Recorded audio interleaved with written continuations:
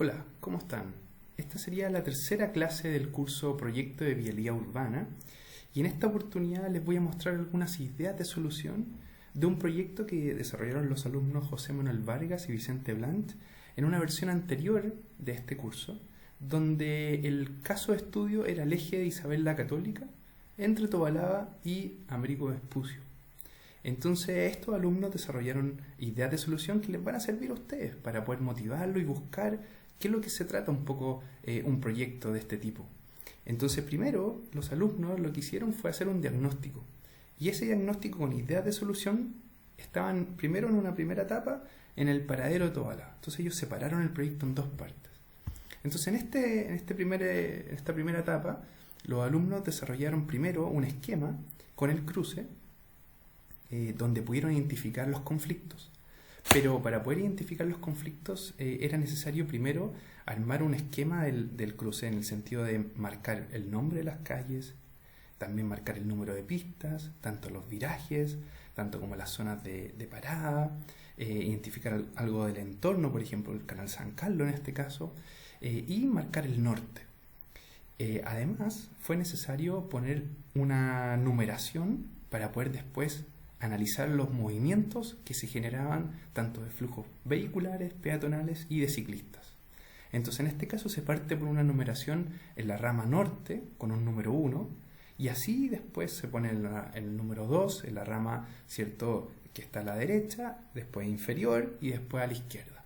De esa manera nosotros generamos después los movimientos y vamos a decir, por ejemplo, el movimiento 1-2 va a ser el que realiza el viraje desde la zona norte al oriente, por ejemplo, en esa pista exclusiva de viraje.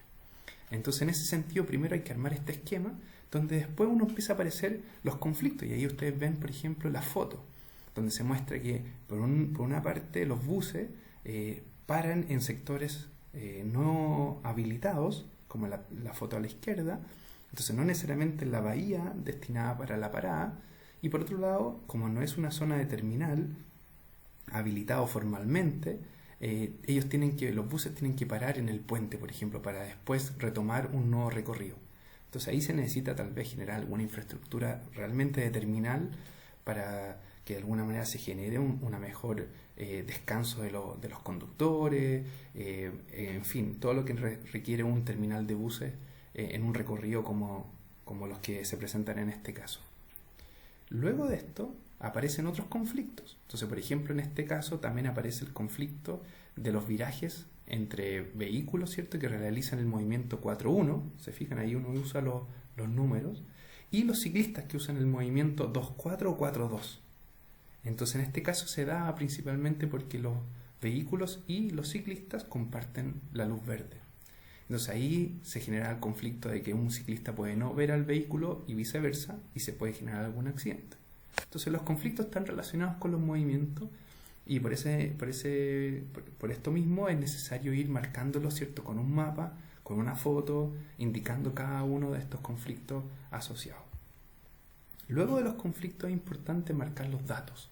Entonces, si bien en este proyecto ustedes no van a hacer mediciones en terreno, lo importante es que busquen información a través de página web del DTPM, ¿cierto?, a través de alguna otra información, algún estudio de algún municipio, en fin. Y ustedes van a necesitar alguna planilla, ¿cierto?, que les permita mostrar, como yo les muestro acá a la izquierda, donde dicen los datos según cada movimiento, ¿se fijan? Por eso es importante los movimientos. Y a la derecha un mapa que les diga, bueno, ¿dónde están los movimientos? Para yo así asociar los flujos, la tasa de ocupación con cada movimiento, ¿ya? Entonces ahí ustedes pues pueden marcar qué movimientos eran los más importantes en términos de su magnitud, qué es lo que ustedes quieren destacar asociado a los conflictos, el alto número de flujo de vehículos en términos de los buses, en fin. Esos datos ustedes los pueden buscar en otras plataformas, como digo, e incorporarlos, ¿cierto?, de alguna manera para justificar por qué esos conflictos eran importantes también. Luego de los datos ustedes pueden empezar a ver la posibilidad de solucionarlos, los conflictos me refiero. Entonces aquí lo que se propone, en el caso por ejemplo de la parada de buses, es generar una pista exclusiva de buses, que sea una pista solo bus corta, donde permita hacer una descarga y carga de pasajeros y lo más eficientemente posible y segura. En este caso, la justificación es que hay más pasajeros por la pista de buses, ¿cierto?, que por el resto de las pistas, ¿cierto? Y estas fórmulas se les van a ir haciendo más familiares cuando vayamos avanzando en el curso. Pero la idea es que vayan pensando un poco cómo ir justificando sus soluciones y de alguna manera ir poniendo datos, ¿cierto?, que ustedes hayan medido y que vayan solucionando, ¿cierto?, sus conflictos, ¿ya? Ahí ustedes ven cada uno de los recorridos que se genera, el número de vehículos, ¿cierto?, por hora, y cómo está su tasa de ocupación, se puede argumentar de esa manera. Entonces, además, hay otro conflicto que se da principalmente con esto de ser un paradero que también es terminal. Al haber una gran cantidad de sitios de parada y por lo tanto donde los buses tienen que detenerse y esperar a que todos los pasajeros puedan subir, se generan unas largas colas, hay harto conflicto en saber cuál es el sitio que corresponde, hay buses que se paran en un sitio y no dejan entrar a otro bus, entonces había harto conflicto de ese tipo, y en este caso los alumnos proponían generar paradas divididas. Ahora, ¿dónde pongo las paradas divididas? Bueno, ese era otro conflicto porque está el parque, hay un canal, hay un puente, entonces era muy difícil. Además está la salida de ventilación del metro y eso era más complicado de poder analizar. Pero de alguna manera ellos proponían esto justificándolo a partir de la gran cantidad de demanda de subida de pasajeros, que era más de 700 pasajeros por hora, por ejemplo. Otra solución que proponían los alumnos era tener un mejor refugio que permita tener como una estación cerrada, llevando el nivel de lo que uno ve dentro de una estación de metro, ¿cierto?, al nivel de superficie. Estas son las estaciones de pago extravehicular, mejorar la accesibilidad, comodidad, definir sitios, etcétera, como aparece ahí.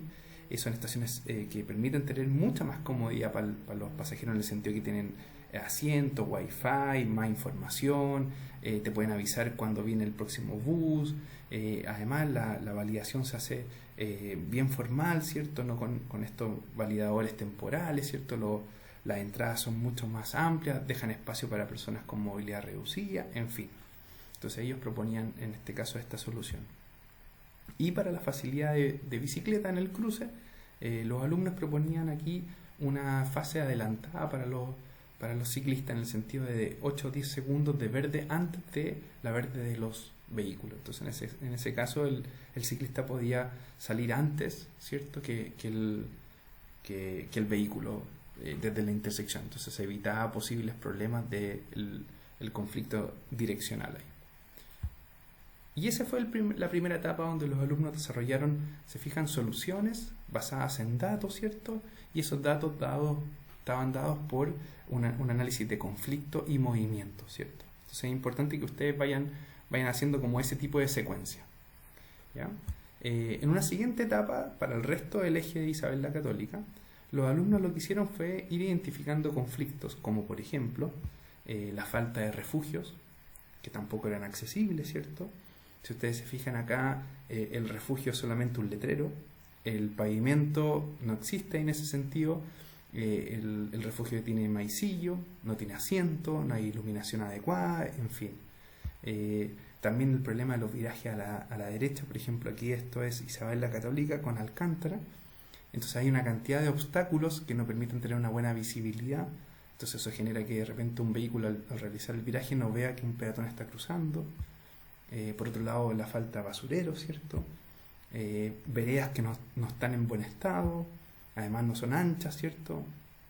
Virajes, ¿cierto?, a la izquierda en Isabel la Católica, en el centro Metz, y por la cantidad de entradas de vehículos generaba varios conflictos con los ciclistas que transitaban por ese sector. Y por último, al llegar ya a Vespucio, el bus que se quedaba en la mitad del taco, ya que tenía que pasar de la pista más a la derecha a la izquierda para continuar por Vespucio hacia el norte. Entonces, dados esos conflictos, de alguna manera los alumnos empezaron a proponer soluciones. Entonces, primero fue generar un paradero tipo, un paradero con refugio, que tuviera asiento, iluminación, mapa, un andén elevado para facilitar la accesibilidad universal, textura, de alguna manera también para generar contraste, ¿cierto?, con color, que el bus se acercara lo más posible al andén, un ancho adecuado de andén, en fin, hay una cantidad de soluciones que proponían los alumnos para mejorar los estándares de los refugios. También en el tramo de vía, los alumnos proponían tener una pista solo bus, y en ese caso se daba principalmente desde las 7 a las 10 de la mañana. Esa era la hora que ellos proponían poner esta solución. Y esto era principalmente porque en ese horario, debido a la reversibilidad de Mariano Sánchez Fontecilla, los buses C05 y C07 transitaban por ese lugar. En cambio, fuera de ese horario, esos dos recorridos lo que hacen es irse por Mariano Sánchez y después tomar Bilbao. Entonces, en esos otros casos no se justificaba. Y la misma fórmula que veíamos anteriormente, hay más pasajeros por hora por pista en la pista solo bus que si hubieran en el resto, ¿cierto? Por vehículo. Entonces se justifica porque hay más gente que está usando los buses, ¿cierto? Que gente que está usando los autos. Esa es como la idea. Entonces ustedes justifican esto con una tablita, ¿cierto? Con un esquema, etcétera. Y después entonces habían otras facilidades, ¿cierto? Para realizar el viraje a la izquierda, especialmente llegando ahí, como les decía, a Vespucio. Y aquí lo que proponían los alumnos era hacer un presemáforo, o sea que los buses pudieran avanzar antes que los autos, ¿cierto? Generando una zona de espera anticipada al cruce propiamente tal, y entonces ahí generaban una facilidad para que los buses pudieran moverse de la pista más a la derecha a la izquierda y ahí realizar el viraje. O por último lo que hacían era que siguieran por la pista derecha, pero generarle alguna facilidad en el mismo cruce, generando un viraje más amplio, ¿cierto? Una maniobra más amplia, y por lo tanto tal vez había que mejorar el diseño de ese cruce, tal vez. ¿Ya? Otras soluciones, pensando en cruces más accesibles, en otros cruces, como por ejemplo acá en Canciller Dollfuss con Isabel la Católica, había un problema de visibilidad. Al tener muros muy cerca de la calle, y también algunos otros obstáculos como árboles, etcétera, no permitía que los vehículos vieran peatones cruzando. Lo que se proponía era, de alguna manera, es angostar una pista, ¿cierto? Generando una extensión de vereda, poner también un lomo de toro plano y de esa manera generar una mayor visibilidad. Entonces forzar a los autos que entraran por la pista de más a la izquierda cuando se aproximaban a la salida del cruce. Son soluciones bien parecidas a lo que vemos en lo que vamos a ver más adelante en algunas soluciones como de accesibilidad universal que les vamos a contar a medida que desarrollemos el curso. También otras soluciones de accesibilidad, en este caso era un cruce bastante largo, donde solamente hay una demarcación de pintura al medio, y entonces nos generaba un refugio bien protegido para los peatones. Y ahí lo que los alumnos pedían como solución era decir, bueno, ¿por qué no hacer un refugio más formal, con algún paisajismo de baja altura para no generar un problema de visibilidad posterior? Incluso se puede hacer un angostamiento de pista, incluso, para que los vehículos puedan salir de ese cruce a menor velocidad. Entonces, y eso también podría facilitarse con un lomo de toro plano, por ejemplo, dando mayor accesibilidad. En algunos otros cruces donde no todos los movimientos peatonales pueden hacer el cruce en todas las direcciones, lo que justamente proponían los alumnos era, en Isabel la Católica, por ejemplo, con Alcántara, era generar un cruce diagonal. Entonces, en este caso, los peatones tenían que hacer excesos de cruces para poder atravesar, ¿cierto? Y la solución era que los peatones podían hacer un cruce en verde mientras todo el resto de los vehículos estaban en rojo. Entonces, proponer soluciones de ese tipo con fases exclusivas peatonales podían facilitar mucho más el cruce desde el punto de vista de accesibilidad, pensando en los peatones. Y en el caso de los ciclistas, cuando se analizó más allá del eje, pensando en posibles conectividades con otras ciclovías, las existentes se marcaban en este plano y los alumnos lo que proponían era, bueno, conectarlas de alguna manera.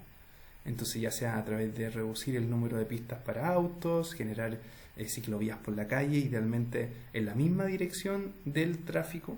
O sea, si son unidireccionales es porque el tráfico vehicular también es unidireccional. Entonces eso permitía de alguna manera una mejor conectividad. Así que las conclusiones de esta segunda etapa era obviamente darle facilidad de buses, pero también no olvidar la accesibilidad de cruces y de ciclobandas, en términos de ciclobandas que permitan facilitar a los ciclistas el poder llegar, ¿cierto?, tal vez al transporte público.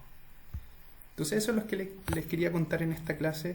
El proyecto de ustedes se concentra principalmente en transporte público y quisiera que ustedes se enmarquen dentro de ese análisis. Si bien pueden tocar algunas cosas de peatones o de ciclistas, la idea es que esos modos de transporte puedan alimentar o ver la conectividad con el transporte público, y también no olvidarse que no solamente puede ser el análisis a nivel de superficie, sino que también puede ser a nivel de subterráneo, o sea, pensar también en el eje Tobalá, lo que pasa en el metro. Así que muchas gracias. Cualquier duda me pueden escribir sseriani@mioandes.cl y nos vemos en una próxima oportunidad.